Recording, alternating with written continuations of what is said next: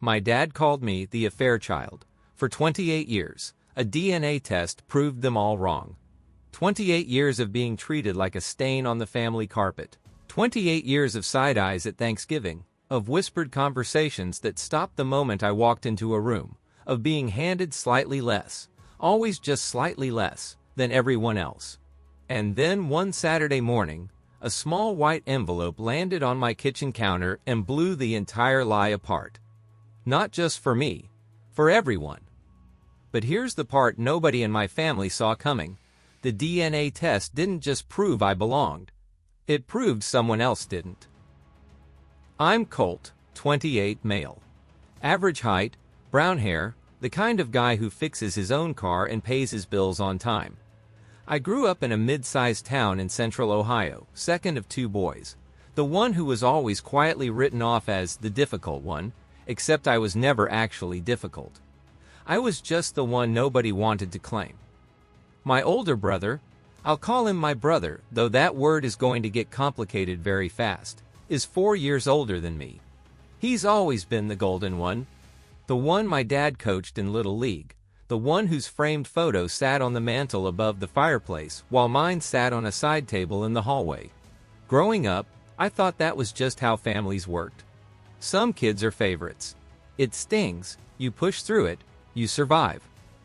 What I didn't understand until I was older was that there was an actual reason I was on that side table.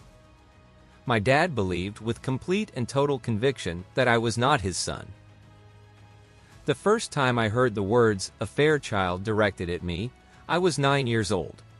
I was standing in the kitchen doorway in my socks, having come downstairs for a glass of water, and I heard my dad say to my mom in a low and cutting voice, "The affair child doesn't need new cleats. Your son can wear the ones from last season."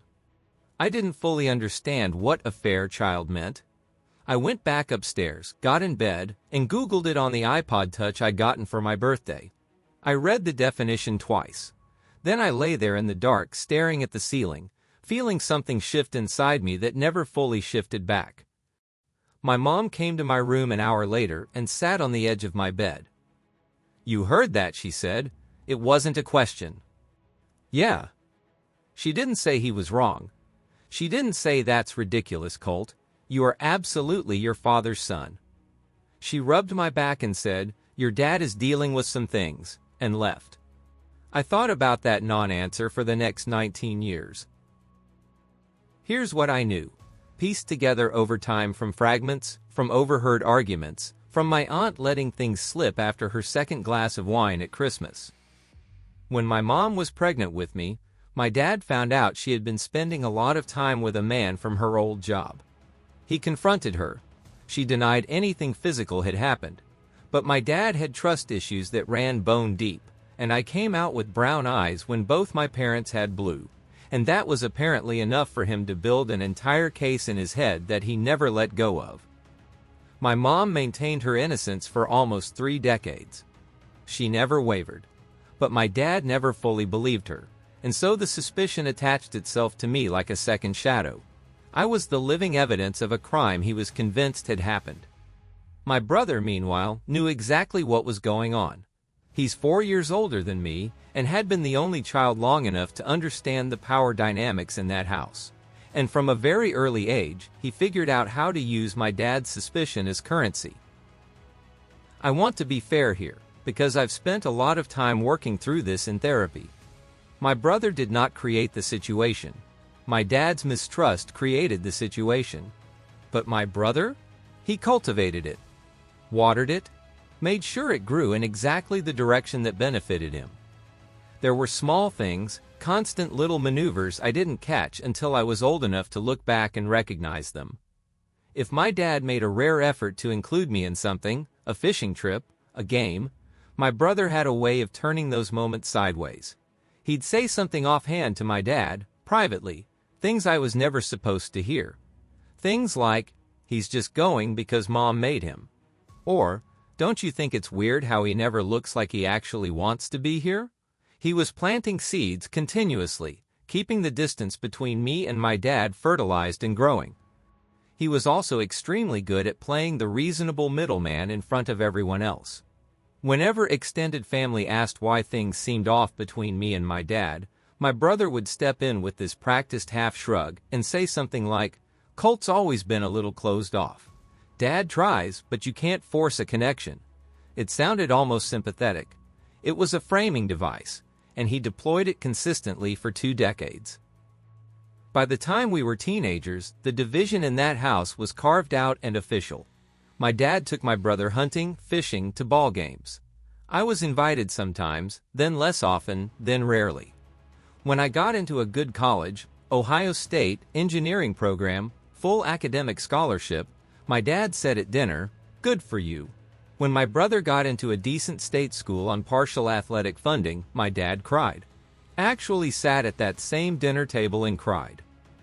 I paid my own way through college. My brother got a down payment for a house at 24, a cash gift from my dad, an investment in his future. I found out about it secondhand from my aunt. When I asked my mom about it, she said my dad had the right to spend his money how he chose. I didn't argue. I had learned by then that arguing in that family only gave people more material to work with. My brother, when I raised it with him directly once, gave me that practiced smile and said, "You know how Dad is. That's just how he's always been." Like it was weather. Like nobody bore any responsibility for it. He was so good at playing the reasonable one. The first real crack appeared when my grandfather on my dad's side passed away when I was 26. He'd been sick for 2 years, and near the end I visited him regularly at the care facility, more than my brother did, more than my dad did, honestly. My grandfather and I had always had a quiet, solid relationship. He called me the steady one. He used to say I had the family jawline, which I treasured more than he probably ever realized. He passed on a Tuesday in March. By Thursday, my dad had already spoken to an estate attorney. By the following Monday, I learned from my aunt, again, always from my aunt, that my grandfather's house, valued at around $340,000, was being split between my dad and his sister. That was expected. What was not expected was what came next. My grandfather had a secondary account, roughly $80,000 in savings, that he had verbally told multiple family members he wanted split equally among all grandchildren. There were 4 of us. My dad's side, me and my brother. My aunt's side, 2 cousins. When the estate was settled, my brother received $26,000. My 2 cousins received $26,000 each. I received $2,000 and a box of my grandfather's old tools. I went to my dad directly. I sat across from him at his kitchen table and asked him calmly to explain the discrepancy.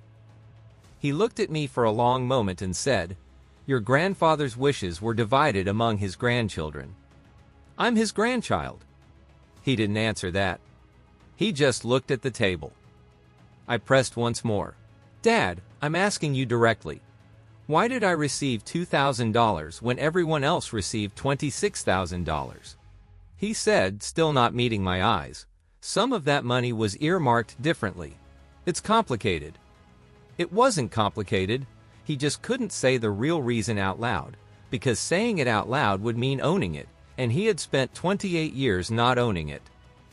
That was the moment I understood this was never going to get better on its own. The story my dad had written about me was the only version he was ever going to accept, and he was going to let it cost me in real, material ways for the rest of his life. That was the moment I decided to get the DNA test. I didn't tell anyone. I ordered a kit online, did the cheek swab, mailed it in. 3 weeks later, I had my results sitting on my screen at 11 p.m. on a Tuesday, a bowl of cereal going stale on the counter next to me. I want to be clear about what I was expecting. I was expecting to finally know. I had spent 28 years suspended in the uncertainty of my own origins, and whatever the answer was, I just needed it to be concrete. If the test came back and showed I wasn't my dad's biological son, I would deal with that. I would grieve it, process it, and move forward. If it showed I was his son, I would finally have something solid to stand on. What I was not expecting was the match section of the results page. The DNA service cross-references your sample against other users who have taken the test and flags close genetic matches. I scrolled to confirm the paternity data I'd cross-referenced against my dad's publicly available genealogy account. He'd done a test years earlier and left his results public, which made the comparison straightforward. The results were clear. I was a 99.998% biological match to my dad's genetic profile. I am his son. I have always been his son. I sat with that for about 60 seconds, feeling something between relief and rage, and then I kept scrolling. The service had flagged a DNA match in my close family category, potential sibling or half-sibling. The username it listed was my brother's. I recognized it immediately because I had helped him set up the account 2 years earlier, when he was doing what he called a fun ancestry project. His profile was also public. The shared DNA percentage between us was 24%. Full biological siblings share approximately 50% of their DNA. Half-siblings share approximately 25%. My brother and I shared 24%. I need you to understand what I'm saying here, because it took me about 45 minutes of obsessive rereading and research to fully absorb it myself. I am my dad's biological son. My brother is not. The affair child in this family was never me. I called a genetics counselor the next morning, about $75 for a 30-minute consultation, and walked her through the numbers. She confirmed what I already knew. The shared percentage was consistent with a half-sibling relationship, meaning my brother and I share one biological parent, not two. Given my confirmed paternity match to my dad, the implication was unmistakable. I then spent the next 2 weeks doing something my dad never had the patience to do with me. I built a case. I pulled genealogy records. I checked dates. I found something significant. My brother was born 11 months after my parents returned from a period when my dad had been working a lengthy out-of-state construction contract, 4 full months away from home. That was a matter of family record. My aunt had mentioned it years ago in passing as context for why my parents had a difficult early stretch. My mom had always described that time as a rough patch about adjustment. Adjusting to what exactly, I now had a very solid theory about. I also consulted an estate attorney on the inheritance situation. She told me that in Ohio, if financial decisions had been made based on a factual error about family structure, and that error could be demonstrated to be material to those decisions, a formal accounting request was viable. She said the cleanest path was always to present the evidence to the family directly before filing anything. I chose the family route first, mostly because I wanted to be in the room when it happened. I asked my mom to come to my apartment on a Wednesday evening. I didn't tell her why. She drove the 40 minutes, came in, sat on my couch, and looked at me with the expression she had always worn around me, slightly careful, slightly braced, like she was perpetually waiting for something to land. I put the DNA results on the coffee table, both pages, the paternity match and the sibling percentage. She looked at them for a long time without saying anything. "I need you to explain this to me," I said. "And I need the truth. Because I have been the affair child in this family for 28 years, and it was never me." She was quiet for almost 3 full minutes. I counted. Then she said, "I made a mistake a long time ago, before you were born, when your dad was away for that contract work. My brother." She closed her eyes. "I ended it after. I didn't think it would. I thought the timing." She stopped. "With you, Colt, I was never. You are 100% your father's son. You always have been. He spent 28 years punishing the wrong child." She didn't argue that. "And my brother knows," I said. It wasn't a question. The way he had always operated, the way he'd kept that narrative alive, inserted himself as the responsible son whenever it served him, he had to know. Or at minimum, he had spent years weaponizing a suspicion he could have extinguished, and chose not to, because the suspicion pointed away from him. My mom didn't answer. Her silence was its own answer. I gave my mom 1 week to tell my dad herself. I told her clearly. That was her window, on her terms. If she didn't use it, I would handle it myself. She didn't use it. Day 8, I called my dad and asked if I could come for dinner that weekend. He said fine in the clipped neutral tone he always used with me. I drove out Saturday evening with a manila envelope. My brother was already there. I hadn't expected that. My mom must have warned him, because he was sitting at the kitchen table when I arrived with a look on his face that was doing everything it could to appear casual. He had a glass of water in front of him. His hands were very still. My dad was at the stove. My mom was standing near the refrigerator with her arms crossed, looking at the floor. I set the envelope on the table. My brother reached for it immediately. I put my hand on it first. "This is for Dad," I said. My brother sat back. He looked at me with that practiced half-smile, the one I had watched him deploy on every uncomfortable situation for my entire life. "Whatever this is, Colt, you should stop and really think about what you're doing to this family." I've been thinking about it for 28 years. My dad came over from the stove, dried his hands on a dish towel, picked up the envelope, and opened it. He read slowly. He read the paternity match first. He read the sibling percentage second. He read the attached letter from the genetics counselor. Then he went back and read the first page again. The kitchen was completely silent. My brother said, "Those consumer tests aren't always accurate. The margin of error on those things." My dad looked up from the papers. He looked at my brother in a way I had never in my entire life seen him look at him. Like he was seeing someone he didn't fully recognize. "Then take one," my dad said. Flat, quiet, completely controlled. My brother had no immediate response to that. The 2 weeks that followed were a masterclass in watching an entitled person work every angle available when the walls start closing in. First came the email. My brother sent my dad a long, carefully constructed message. I know because my dad forwarded it to me, which I still haven't fully processed emotionally, walking through his argument that consumer DNA services are widely known to have significant error rates in distinguishing close family relationships. He cited nothing. He followed it with an appeal to history, how he had always been present, always reliable, always the son who showed up. He framed me as bitter and opportunistic, used the word resentful 3 times in 4 paragraphs. It was well written. It was exactly what someone produces when they've had weeks to rehearse the scenario in their head. Then he went around my dad entirely.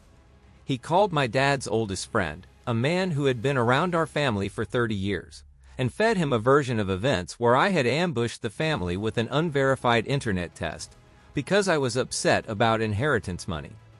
He was pre-managing the social fallout, planting seeds with the people my dad trusted most, making sure friendly voices were available to walk him back from the ledge if needed. A chess move, fully calculated. He went back to my mom next. Another long phone call, pressing her to frame things in a way that protected the family. He used the word loyalty several times, she told me later. He reminded her she had the most to lose if the full picture came out. That was not a gentle observation. That was leverage dressed up as concern, and she recognized it as such. Then he came to my apartment. Unannounced, Tuesday night. I opened the door and he was standing there in a jacket, hands in his pockets, looking like a man who had prepared remarks. "You need to think about what you're doing to this family," he said. I already thought about it. Dad is 61 years old. You want to spend his last healthy years doing this to him? I looked at him for a second. I want to spend them being treated like his actual son, yeah? The casual tone dropped. There's a version of this where we both walk away fine. You got the estate money. Your point has been made. There's no reason to push this any further. And there it was. He wasn't there to clear the air. He was there to negotiate a buyout. He wanted me to accept my own rightful money I was already owed, as payment for going quiet about the DNA results. He was trying to purchase my silence with a debt that had already been acknowledged. I told him it had mattered to me for 28 years when I was the one it was being used against, and I closed the door. I heard him stand on the doorstep for a few seconds before his car started and pulled away.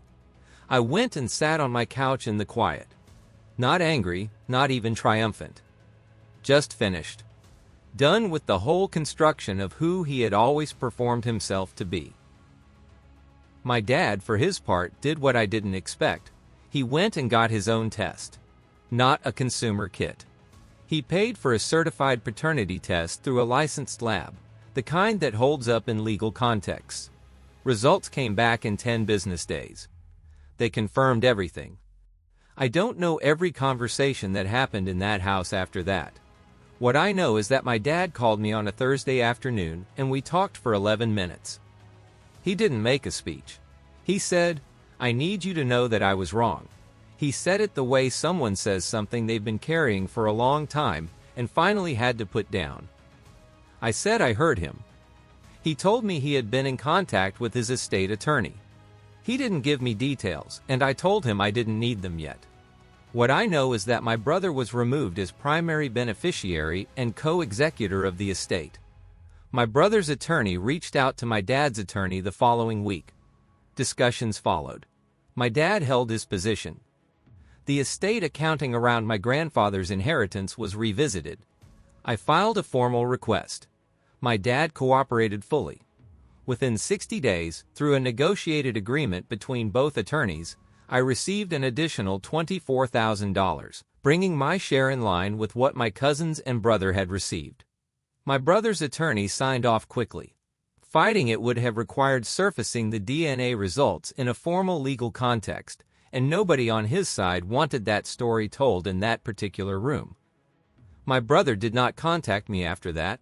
Not once. I'm not going to tell you everything is fixed. It isn't. My dad and I are building something, slowly, and I hold it carefully. My mom and I are in a complicated place I'm still working through. I don't hate her. People make mistakes. Her mistake was a long time ago, and she has lived with the weight of it. But she let me be the collateral damage of that secret for my entire life, and I'm still working out what that means for us. My brother and I don't speak. I don't carry much anger toward him anymore. Mostly I just feel finished. The thing I keep coming back to is my grandfather, sitting in that care facility, calling me the steady one, telling me I had the family jawline. He knew. Some part of him knew. And he still left me a box of tools and $2,000, because the narrative was already written and nobody was willing to pick up a pen and correct it until I did it myself. I corrected it.